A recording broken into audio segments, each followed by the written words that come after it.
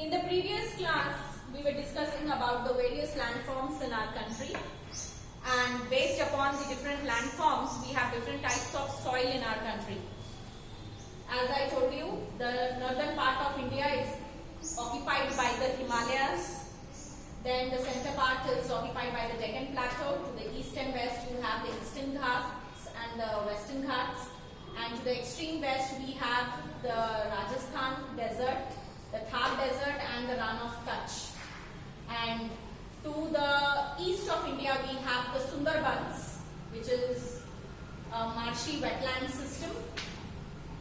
So now let us get specifically into the soil distribution in India, like the alluvial soil. Alluvial soil is the soil which is actually brought by the rivers and it is deposited in the river beds, which makes the delta. Like you have the Gangetic delta, the delta or the basin of the Ganga. You have the Yamuna, Brahmaputra makes its own basin. So alluvial soil is the soil which is formed by the flowing of river water and it is deposited in the river beds. So usually this type of soil is found along the areas where the rivers flow, like all the rivers of our country. Wherever they flow, you will have the alluvial soil present there.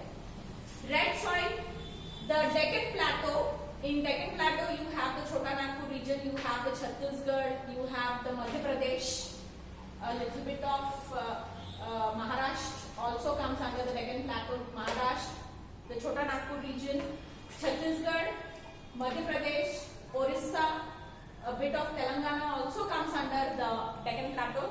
So Deccan Plateau region has the red soil, and this is because of the presence of abundant amount of iron oxide in the soil.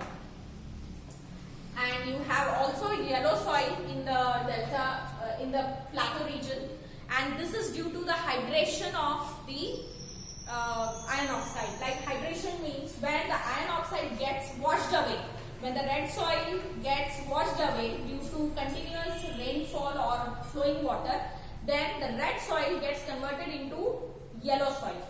So yellow soil is formed by the hydration of iron oxide. That is, when iron oxide gets mixed with water, it forms yellow soil in the plateau region, that also in the Deccan Plateau region. Then next is you have the black soil. Now black soil is very good for growing cotton. So where do we find black soil? We find black soil extensively in western states, and this is the soil which has water retention very less. It has the water containment also is very less because it is to the western part of our country. So the western part of India has abundant amount of black soil. Then laterite soil. This soil is present in the regions where too much of rainfall is experienced. Now, can you tell me the regions where you get more and more rainfall? So the regions where there is more rainfall is in the northeast regions. You know that Meghalaya harbors a place named Mawsynram in Cherrapunji, which records the highest rainfall in our country.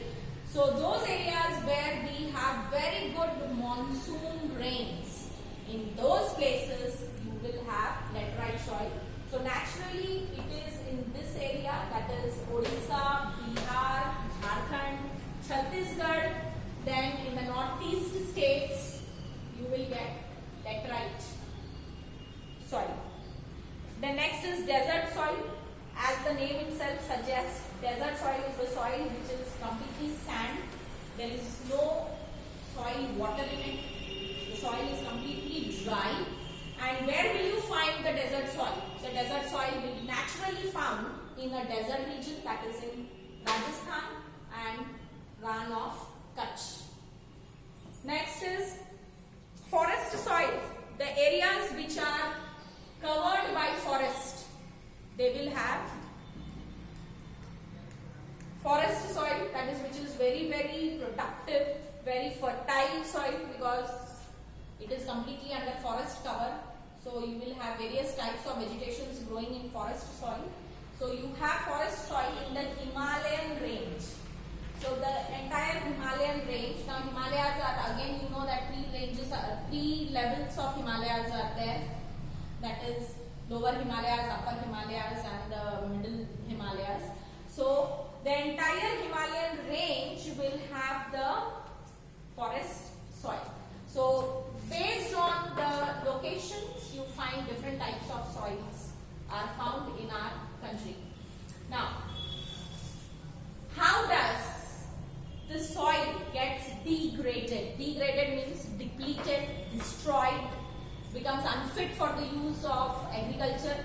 So how does land degradation take place, and why does the concept of conservation come into existence here? Why should we conserve air? Why should we conserve water?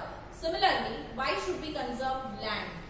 Again, the concept of sustainable development comes here, that we should conserve land in such a manner that today we are using land for agriculture and it should be conserved so that we can use land for agriculture in future also, so that our future generation does not get perished due to starvation. So we should conserve land. So what are the causes of land degradation? First, the causes of land degradation, as the very prime cause is deforestation, as we are cutting down trees for various developmental projects. Here you can see in the Land Acquisition Act, I have written so many developmental projects, the infrastructural projects which are carried out in our country. Due to all these projects, forest land is cleared, because unless and until forest land is cleared, you will not get land for these projects. So deforestation is one of the chief cause of land degradation. Next is conversion of desert. How does a productive soil gets converted into desert? A productive soil gets converted into desert by the extensive use of pesticides, insecticides, herbicides, weedicides, all sorts of sites, all sorts of chemicals that we are using for extensive cropping methods will result in desertification of soil. The soil will lose its soil air, it will lose its soil water, it will lose all its soil nutrients which are very, very supportive for a crop or plant growth. So ultimately the productive soil will get converted into a desert soil. Mining. For mining also land degradation takes place, but today any country's development is based on its industry, and for industry we require minerals, and for minerals we need to go for extensive mining. So once we go for mining, again it will cause deforestation, ultimately land degradation. Extensive agricultural practices leading to salinization, as I told you. Salinity means the salt content in the soil. From where are we getting salts in the soil? We get salts in the soil through the use of fertilizers, insecticides, weedicides, pesticides and other chemicals that we are spraying onto these crops so that we get good yield, so that the crops are saved from damage. So naturally the crops are saved, but the soil ultimately gets degraded. Next is soil erosion. Soil erosion is one of the phenomenon which takes place due to excessive rainfall or dust storms, in which the top 6 inches, as when we were talking about the soil profile, we are seeing that the organic layer, which is the top 6 inches of the soil, is very, very helpful in crop growth, plant growth. So when that top 6 inches of soil is carried away due to heavy storms, dust storms, due to heavy rainfall, then it is called as soil erosion. So soil erosion also causes land degradation, and even landslides cause soil erosion. Landslide causes soil erosion because when the mountains just undergo translocation, movement from one place to another, you see that the topsoil just falls down. So that is called as landslide. So when the land slides down, naturally the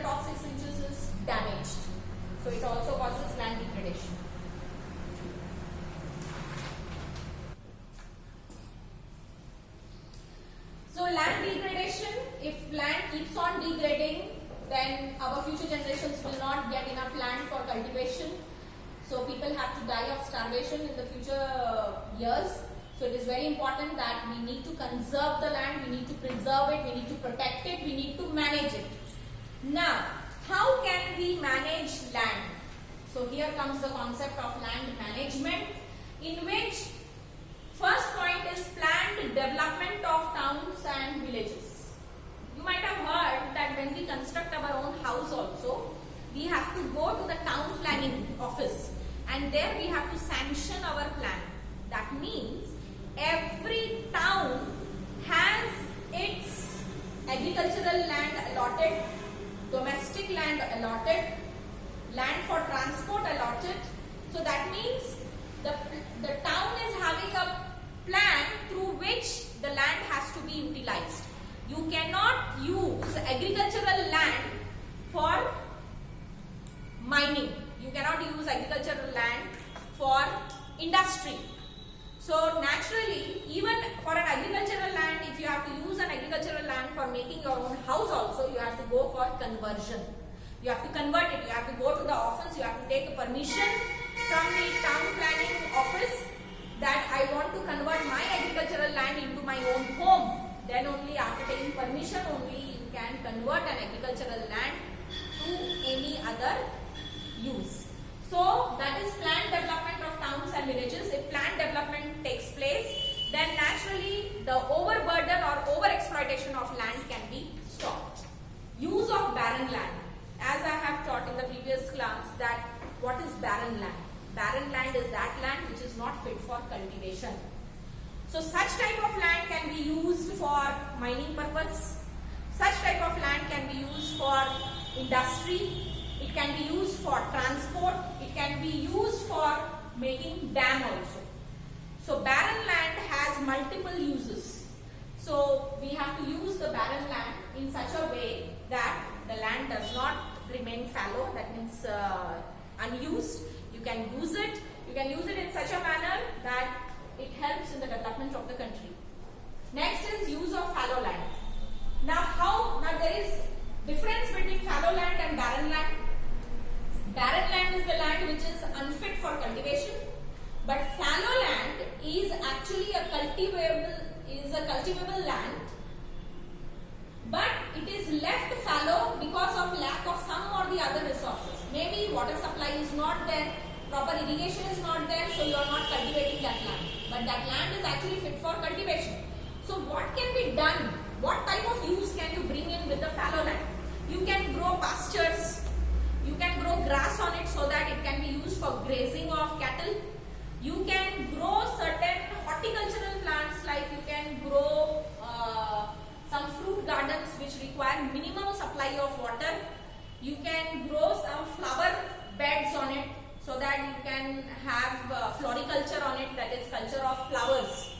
Okay, because flower is also a very big economy. It also has a very big role to play in economy.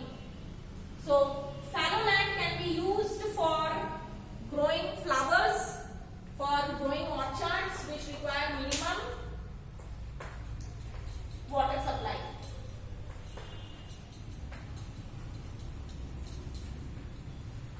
Forest conservation and afforestation. As I told you, today the Ministry of Environment and Wildlife Conservation, Ministry of Environment and Forest, we have a separate ministry taking care of the environment, forest and the wildlife, and so we have certain laws enforced, certain laws made for the forest conservation. We have the Forest Conservation Act, which does not allow any person to indiscriminately cut down the forest. If a person has to cut forest, he has to take permission from the forest department. So unless and until Forest Department, the Ministry of Environment gives permission for felling of forest cannot be touched by humans for its destruction. So forest conservation plays an important role in land management. Afforestation, as I told you, deforestation is very, very necessary for such developmental projects like railways, roadways, airways, and for making airports and so on. So similarly, deforestation has to be simultaneously replaced by afforestation. If you are cutting down 10 trees, at least grow 2 trees for the future generation. That is the concept of sustainable development again comes here, where if you are cutting down 10 trees, you have to grow at least 2 or 3 trees so that those trees will grow up and it will maintain the ecological balance. It is very important that ecological balance is not disturbed, because we know humans and animals, they inhale oxygen and exhale carbon dioxide. All the carbon dioxide that we are exhaling, all the carbon dioxide that is coming out of our vehicles and factories, all this carbon dioxide is actually taken up by the plants. So plants are the natural purifiers who purify all the carbon dioxide and they supply oxygen. So it is very important that afforestation is done. And so for doing afforestation, every year India celebrates Van Mahotsav. A complete week of Van Mahotsav is celebrated, in which only trees are planted, small saplings are planted in every open place, in every place, every fallow place, I should say.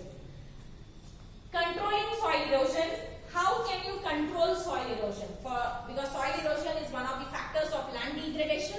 So in order to stop soil erosion, afforestation is very, very important, because forests have the tremendous capacity of binding the soil particles. If there is a forest cover, you see that the soil cannot be carried away by wind. The soil cannot be carried away by flowing water, because the roots of the plants, the trees, they bind the soil particles and they do not allow them to just run away.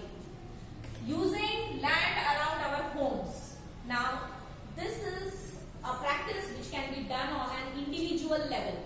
Now, in our homes also we see that there are some open areas where you can plant. Either you can plant flowering plant, or you can plant fruiting plant, or you can plant a very big tree also for providing shade to your house.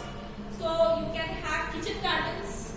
So the available land, empty land, the fallow land that is available near your house, around your house, or in your house, so those areas can be used for making kitchen gardens, for making flower beds, for making vegetable beds, or for growing trees which can provide shade to the people who walk around in your colonies. So the land should be used in every possible way for afforestation. So afforestation is a process through which you can manage land